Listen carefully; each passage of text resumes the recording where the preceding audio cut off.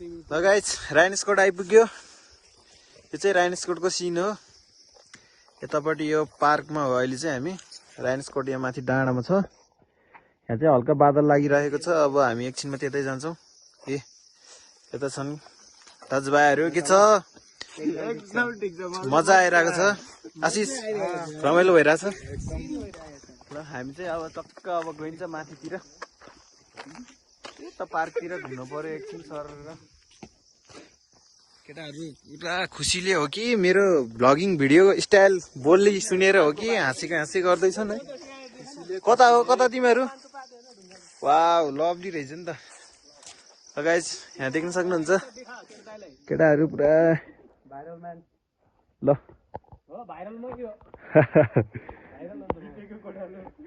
लिपीको गोठालो हो। ल ठिक छ केही छैन। ठाउँ चाहिँ बवाल छ है। बवाल राइन्सकोट यही पार्क हो है। अहिले चाहिँ हल्का बन्दै रहेछ यता माथि।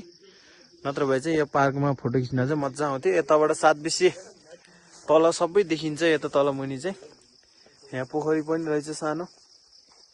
केटाहरू यता छन्। आउन हो किन हो जाने होइन केटाहरू। यहाँ चाहिँ गेटमा आइपुग्यो। आई लभ राइन्सकोट लेखेको रहेछ यहाँ माथि चाहिँ है। हामी चाहिँ अब एकछिन राइन्सकोटतिर घुमेर फर्किन्छौँ माथि डाँडातिर गएर। माथि डाँडातिर जानु पर्यो एकछिन। यसो बादल लागिराखेको छ हल्का हल्का। बादल हल्का क्लियर भइदियो त ठिक्क हुन्थ्यो है। अब हेरौँ हल्का बादल त झुम्म झुम्म त भइरहेको छ। केटाहरू सब आफ्नो आफ्नो तालमा मस्त छन् है। लगाइछ अब हामी राइन्सकोट यताबाट गइन्छ ग्रेट वालको बाटो। आमा टावर चाहिँ अहिले बवाल देखिएको छ है। टावर टक्क गइन्छ यता। केही बोला भने केटा हो यार। कस्तो केही नबोलिकन हिँडेको के लेखिरहेको छ यहाँ। लाली गुराँस टिप्न राख्न मनाइ छ अरे। लाली गुराँस फुल टिप्न 1000 रुपियाँ जरिवाना सहित परिन्छ गाइजहरू है। ल अहिले चाहिँ लाली गुराँस एउटा पनि छैन। पहिला यहाँ टन्नै हामी तर अलिक ढिलो आइयो कि है होइन।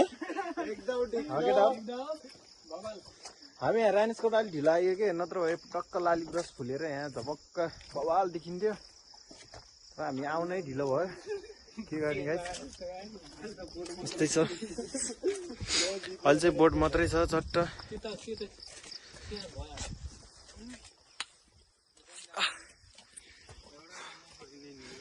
उकालो त चढ्नै हुन्न त यार। के भएको यार सास बढिहाल्ने बुढो मान्छे जस्तो।